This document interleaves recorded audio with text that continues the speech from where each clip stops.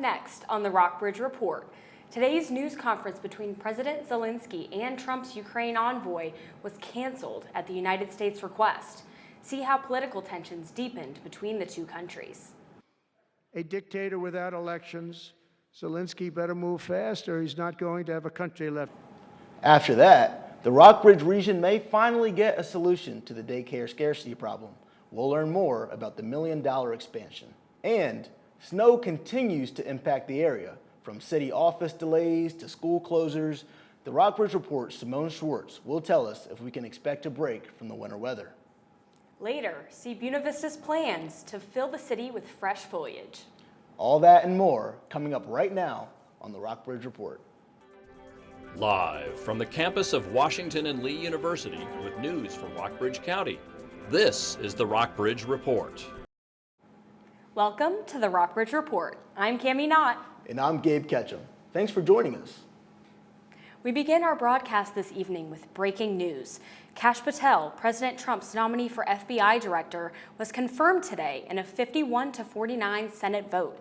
Patel has suggested in public comments that he will refocus the department's attention to law enforcement and away from involvement in prosecutorial decisions. In the Rockbridge region, there are limited options for childcare for infants and young children. Wait lists are long. Only 10 preschool programs serve the 1,700 children in the area. The Rockbridge Report's Jordan Hoover is live outside Lexington Presbyterian Church, where a new daycare facility is planned. Jordan, this sounds like a serious investment. Serious indeed, Gabe. The Lexington Presbyterian Church plans a $1 million renovation to accommodate almost 3 dozen more children. The existing daycare center will operate its new facility here while continuing at its original location. Last Thursday, the Lexington Planning Commission approved Misty Camden's zoning request to use the Lexington Presbyterian Church for her daycare center. The Lexington City Council will discuss the request in its March meeting. Camden is the executive director of Yellow Brick Road Early Learning Center in Lexington. The nonprofit daycare is the only program in Lexington that offers care to children as young as 6 weeks old. Camden plans to use Murray Hall as a second location to allow 34 more students into our program. I started seeing probably within the last 6 years, went from 20 to 50 to now 105 children on our wait list. Gabby Lambert teaches 2-year-olds at the center. Her daughter is now one of her students, but Lambert says she was waitlisted when she was 10 months old. I had looked at in-home daycares. I tried to see if there were other centers like this in the area. The process of Camden's collaboration with the church started a year ago. Kevin Burke, the church treasurer, says the congregation wanted to help with Lexington's childcare need. I think that the overriding factor for both our church and the community is the need. It is dire. Burke says the church must complete $1 million of renovations before Camden moves in next year. They will install bathrooms in each classroom and a fire sprinkler system. I'm just hoping that's going to alleviate some of the pressure that these families have in the area, as well as foster families that need immediate care. Live from the Lexington Presbyterian Church for the Rockbridge Report, I am Jordan Hoover. Back to you in the studio. Thanks, Jordan. The Ukrainian president met with U.S. envoy Keith Kellogg in Kiev today. But the more unexpected news is that their planned joint press conference was canceled. Zelensky's office says the cancellation comes at the request of Washington officials. This also comes a day after President Trump sharply criticized President Zelensky, calling him, quote, a dictator, and suggesting that Ukraine was the country that started the war. I love Ukraine, but Zelensky has done a terrible job. His country is shattered, and millions of people have unnecessarily died. And you can't bring a war to an end if you don't talk to both sides. You got to talk. They haven't been talking for 3 years.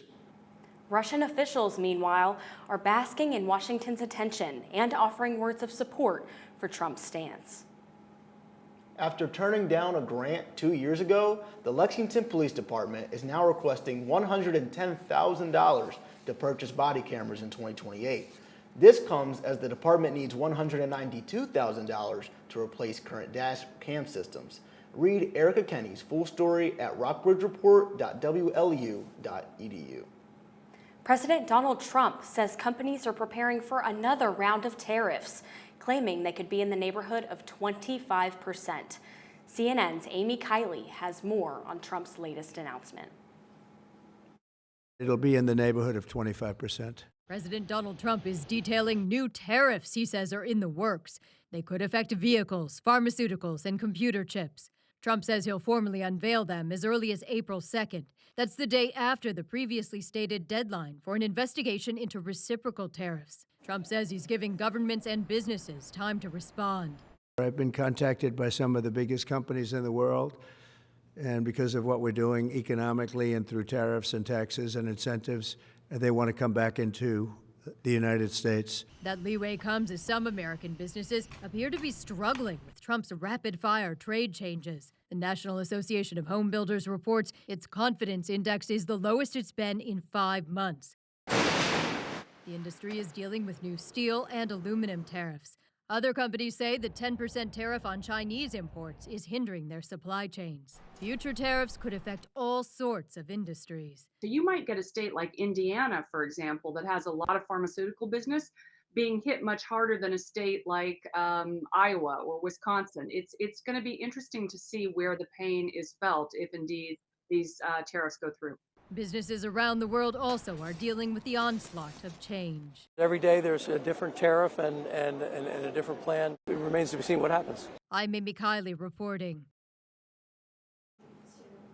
U.S. businesses are the ones that pay the pseudo taxes on imports. So tariffs can impact their supply chains and costs, as well as the prices they charge consumers.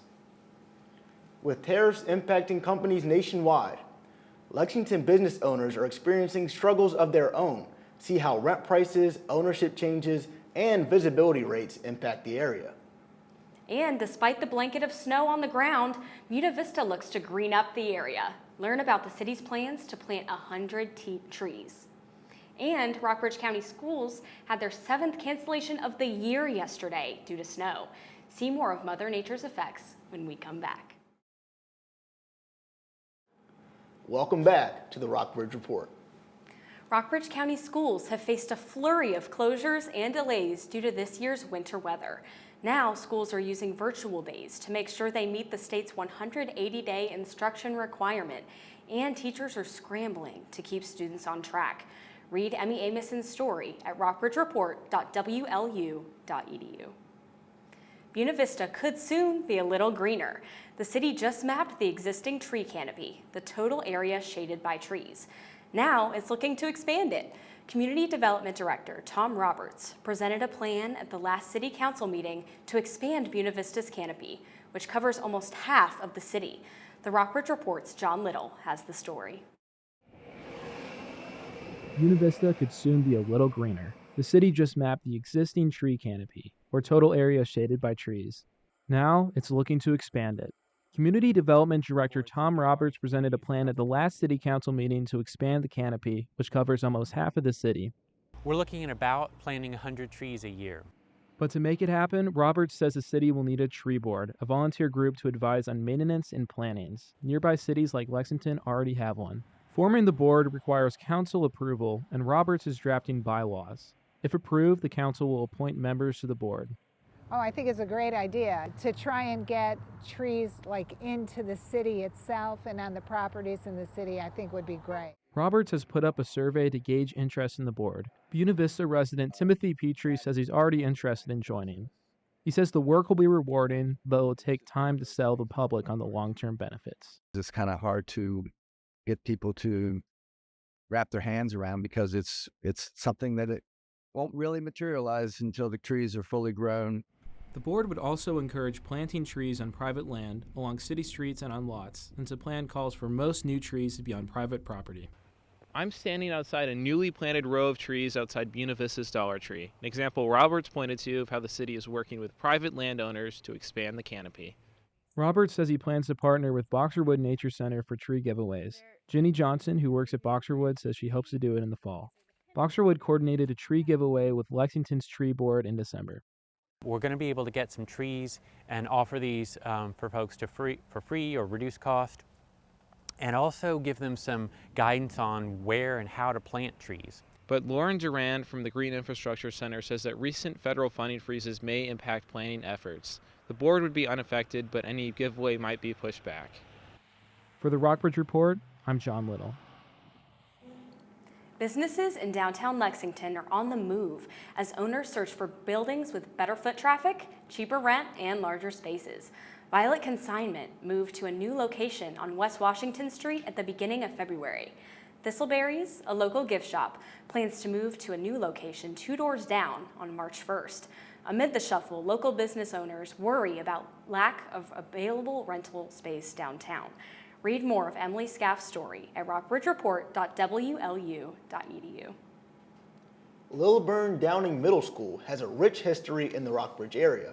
Eric Wilson, a part-time teacher and the executive director of the Rockbridge Historical Society, wants to ensure students learn its role in desegregation. The Rockbridge Report's Carmen Bunker has more on the school story.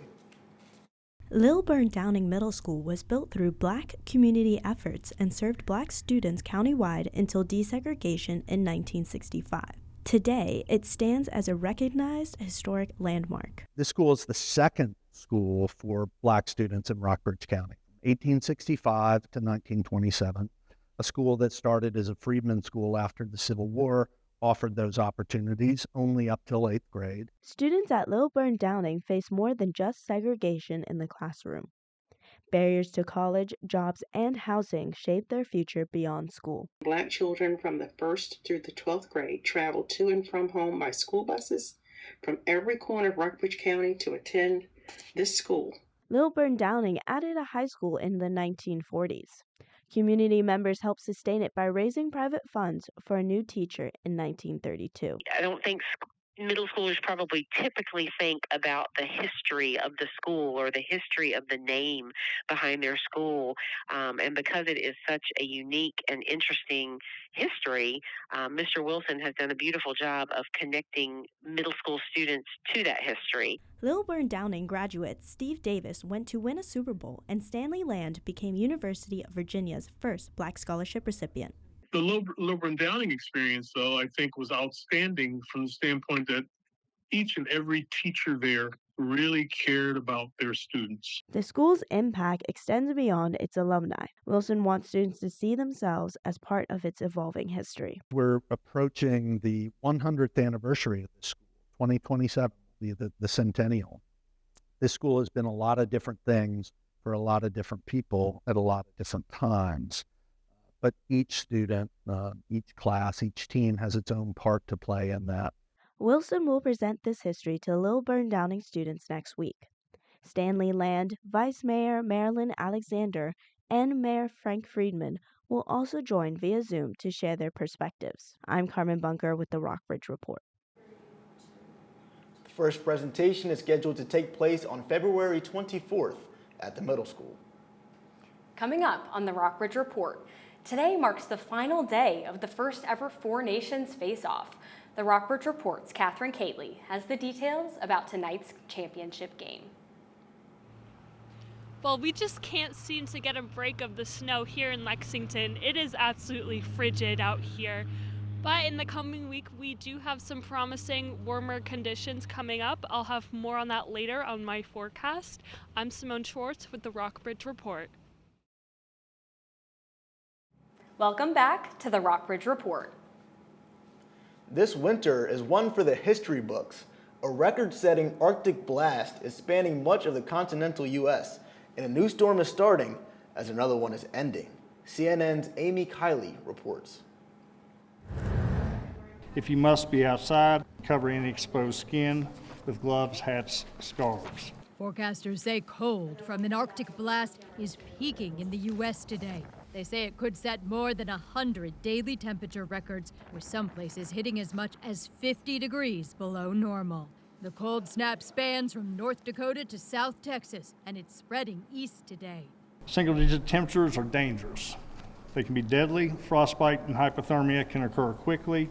Meanwhile, snowy weather continues in much of the country. A new winter storm is hitting the Northwest, causing a blizzard warning in northern Montana. And the Arctic blast is strengthening the earlier storm system that brought snow to Mississippi yesterday. Some of the bridges are a little iffy. It was still snow mainly, not ice. Now it has dropped a lot and it's a little worse than it was. Today, that storm is pushing through mid-Atlantic states. Its departure is likely a relief for areas that saw catastrophic flooding over the weekend.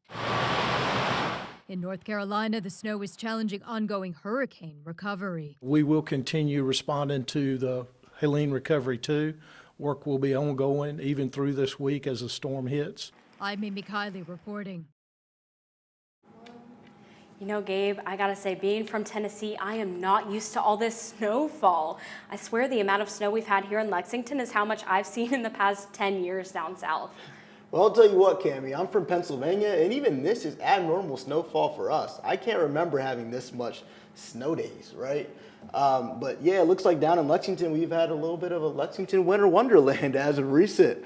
Simone, can you tell us if the snowfall is continuing? Yeah, Gabe. So this winter has really seemed to be never ending, but as we head into next week, conditions are expected to warm up. As we take a look at our live shot of Main Street, Lexington, between Nelson Street and Randolph, here, taking a look at our current conditions, we have a high of 28 degrees and a low of just 16 degrees with the barometric pressure of 30.08 inches and a wind speed of 18 miles per hour. It is super windy out there with a humidity of 44%.